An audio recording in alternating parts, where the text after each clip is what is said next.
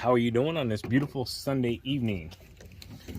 So, you guys caught the live last night. A long live. I had no idea we went 2.5 hours.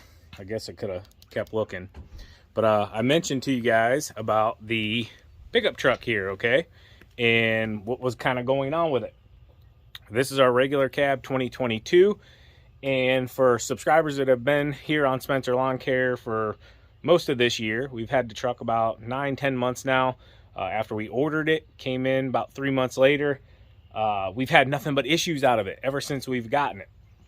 So within probably the first month we owned it, we were plowing and came home, and we had noticed a few times throughout the night that the windows would just roll down. You know, they were only going down like 2-3 inches. And, you know, I was just thinking like, you know, hey, maybe one of us were bumping it, maybe a little moisture, maybe, you know, we do plowing with these trucks. But it's a brand new truck, so we didn't really put 2 and 2 together. Well, then we got home, been plowing all day long, and simply it went to shut the truck off, and the truck wouldn't shut off. Truck's running.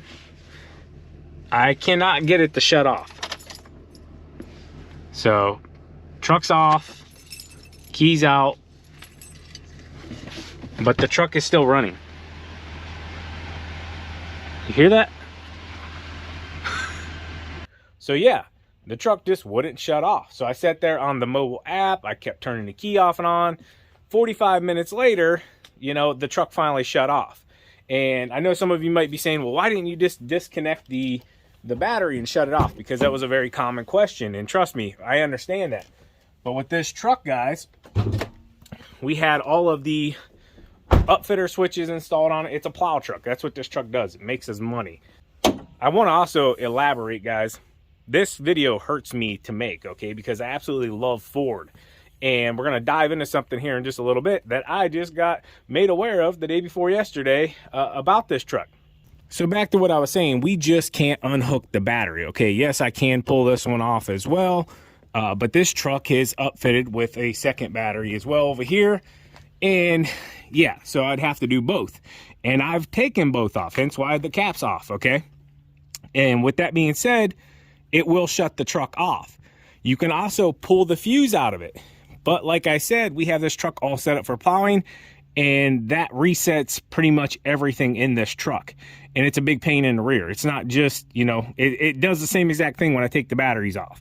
Okay, whenever I disconnect both of these and I take the power from it, everything has to be reset in this truck. I mean, everything. And it throws everything off.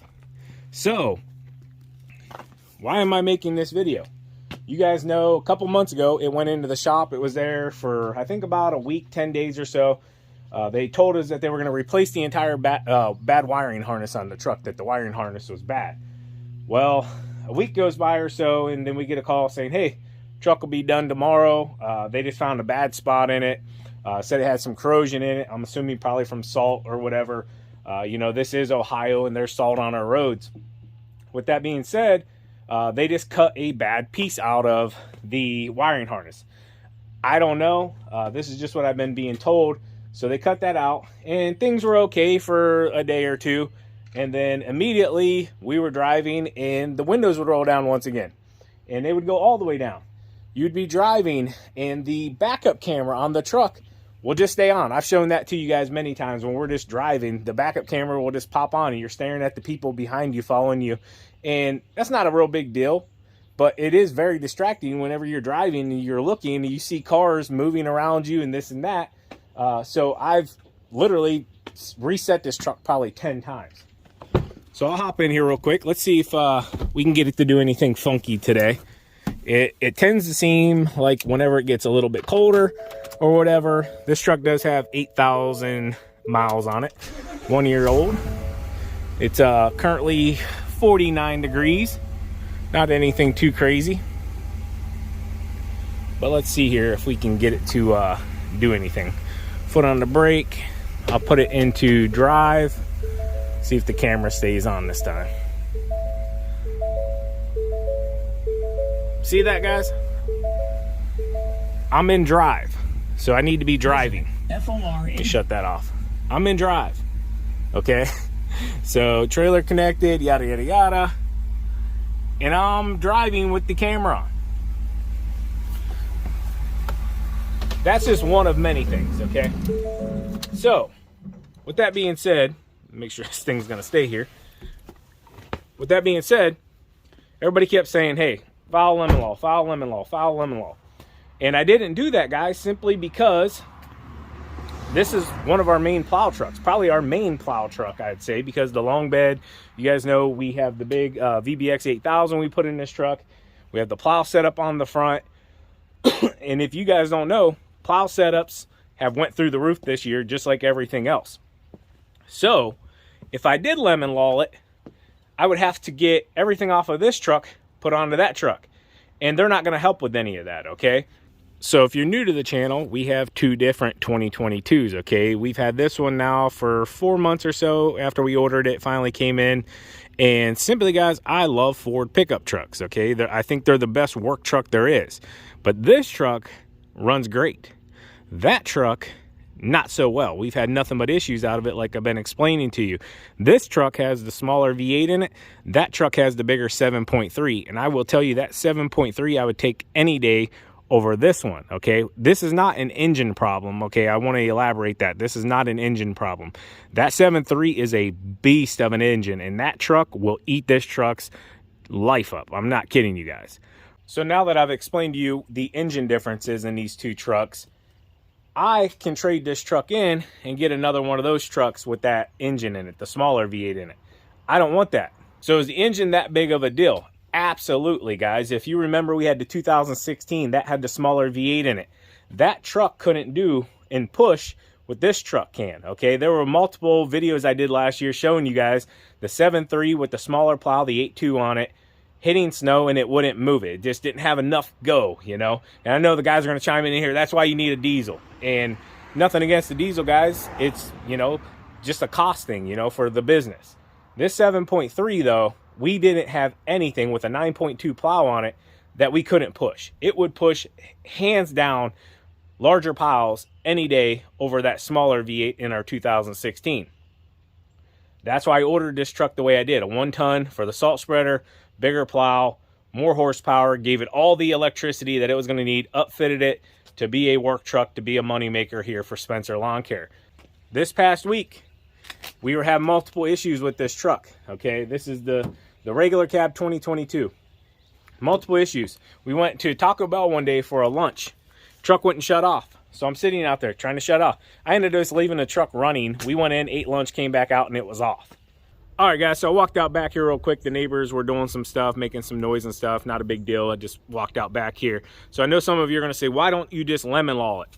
And, you know, I gave the truck the benefit of the doubt. You know, I gave them opportunities to fix the truck. And I just don't think it's something that they're going to be able to fix in the dealership. The truck is probably going to go back in this week for the third time in 9 months, 8 months, whatever it's been since we got it. And it's just, they're not going to fix these problems unless they rip this truck apart, plain and simple. The electrical, I think from day one, I don't know if maybe it was a COVID era truck or whatever, and it just sat for a long time. But I know every time I've taken it in, they said there was corrosion, there was moisture, something along those lines, okay? And if you think you're going to just cut those little bad pieces out, I just don't think it's going to happen. Nor do I think it should happen on a brand new truck. For example, and I'll get a little bit personal here, you know, that truck I believe runs as $800 a month, maybe $900, I don't know. TQ handles all the billing side of things for the business. I barely get into it anymore. But yeah, so you're paying, let's say $1,000 a month, $800 a month, whatever. You do that and you buy a new vehicle for the dependability. At least that's what we do here at Spencer Lawn Care. Not telling you that's the way to do it. Obviously your business might be in a different situation than our business. We can no longer work on our vehicles like some of the older videos that you guys have seen from Spencer Lawn Care. And that's just simply from the business progression, the social media progression, and our lifestyles really drastically changing due to the social media as well. I can no longer just sit and, you know, work on a vehicle for multiple hours at the end of the workday or whatever, because we have so much other stuff going on. We're always going here, going there, working on this, working on that. And yeah, long story short, it just doesn't allow me to work on the equipment as much as I used to. And in all honesty, you know, I kind of like it that way. It's a lot less stressful, not out there, you know, I'm still beating my hands up working, but, you know, beating it up on the equipment. So getting back to the why don't we just file a lemon law. So I gave the truck the benefit of the doubt multiple times to get fixed, and finally I just kind of reached my boiling point. It takes a lot to get me to that. You know, I give people, I'm not one to jump on any product or person, you know, over one or two little things. You know, it's not like that. I'm not the guy, if I go through McDonald's and they mess up my kid's order, I'm going back in there ranting and raving. You know, that's not me. I'm gonna go back in, hey, you missed this, that, whatever, move on with my life. It's not that big of a deal. No reason to argue over spilled milk, right? So kind of just came to the point now where we got to get something done with this truck. We're paying a huge monthly payment on it. It's not dependable. It's not relieving any of why we bought the new vehicle in the original place. You know, we bought it to be dependable, and the truck's been in the shop multiple times and about to go back in again. So I called out. And I'm not throwing anybody under the bus here. The dealership's been great, you know, working with us. But simply, I bought multiple vehicles through the business. And I said, hey, you know, I'm just done with this truck. It's not a good truck. We need to figure something else out. I'm willing to work with you guys, yada, yada, yada. We need to get the lemon law process started on this truck. Okay, no problem. Here's such and such number. Give them a call. We'll get it started. No big deal. Call, leave a voicemail. Didn't hear back. Like 2-3 days go by, so I send the guy that sold me the truck back. Dominic's been great. I sent him a message, and I said, hey, haven't heard back from anybody. You know, what can we do here? Well, then I get a call, and normally when you get a call, it's not so good. And this is where the problem comes in, and I don't know. First time I ever heard it, but simply, guys, you cannot file a lemon law on a commercial vehicle. I was unaware of this, and just literally found it out. And I'm not sure if you guys are aware of it. I'm not sure if it's just an Ohio thing, but there's other things that play into that. But yeah, you cannot, and this is what I was just told, you cannot file a lemon law claim on a commercial vehicle whatsoever. So I can do a few things. I can trade the truck in, get another truck, which isn't going to be the truck that I want. I ordered that truck specifically with the upfitter switches, you know, the larger engine, all of that stuff to be a plow truck. So now I'm left to choose, which they have quite a few trucks to choose from right now. Most of them don't have the bigger V8, and costs have not came down whatsoever. And yeah, I can trade the truck in, get another truck, or I can just continue down the route that we're going, taking it in, letting them rip different pieces off of it, fix different pieces off of it, and keep going down this route. So I'm kind of at the point now where I don't know exactly what to do.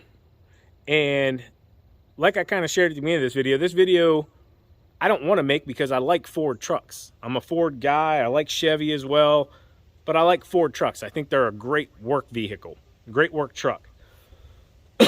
But I'm kind of at the point now and stressing about stuff because, you know, you guys don't see the behind the scenes stuff, the business stuff that, you know, is very stressful. And not having a dependable truck here in October now, about to go into winter, they're calling for snow 2 to 3 times this week, which isn't going to be a plowable event or salt event, but it's coming, you know. And now I'm forced to choose, do I keep a truck that is unreliable with a large monthly payment, or do I just trade it in, eat that loss, and then potentially, and this is where I'm held up right now, is I'm waiting to find out if we can even get the truck in to get the plow set up and stuff off of that truck moved over to another one.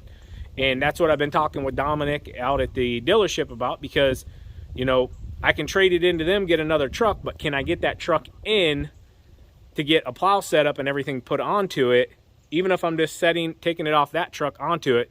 The dealerships are booked up right now, the boss dealerships. You're not just going to walk into any of them and get something done, if you know what I'm saying.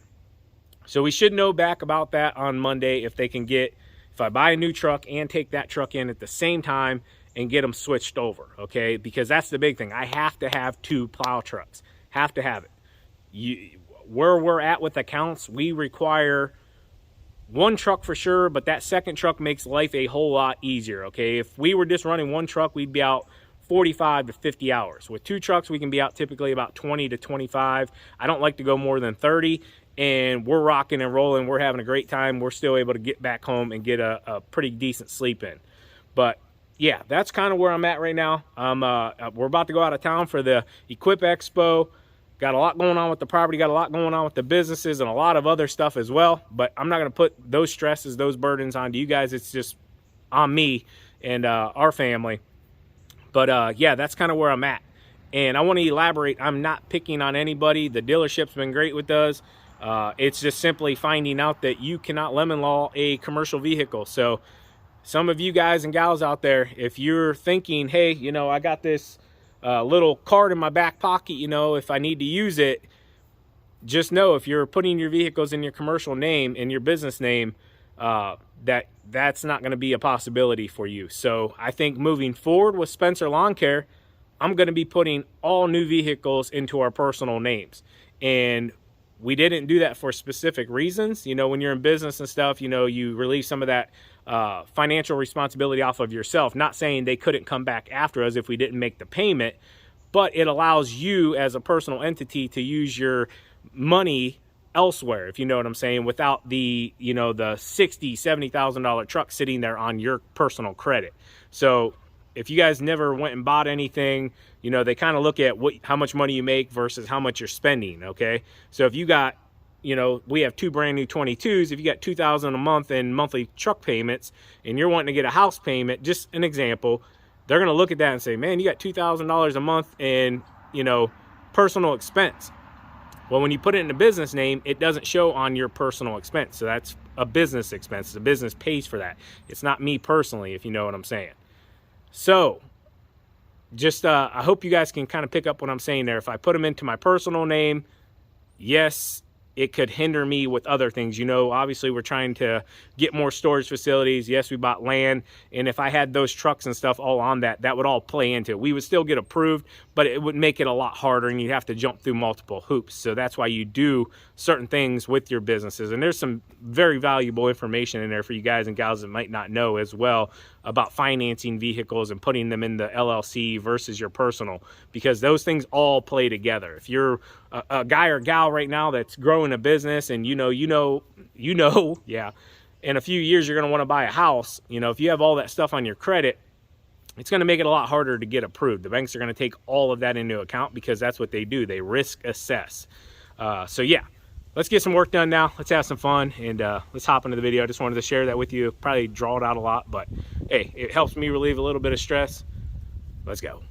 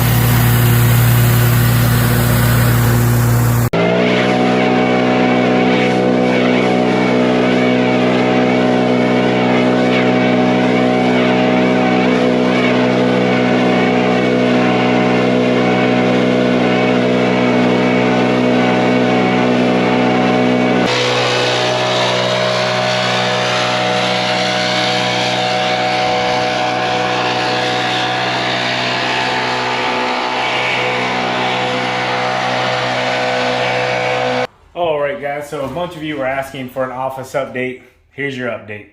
No progress at all. It's actually a bit messier. We hit up Sam's Club. If you don't know Sam's Club, and we went through a ton of boxes and broke them down in the house. And yeah, I had planned on tackling this garage today, but simply I've been getting hung up with paperwork and getting caught up on emails and just a ton of stuff that really just came in this week and kind of went under the radar. you know, online and stuff like that. So I got a disaster going on in here. And it's just an combination of, you know, softball stuff, and got some supplies here for the office. The KOHLER giveaway for the Spencer Pro event.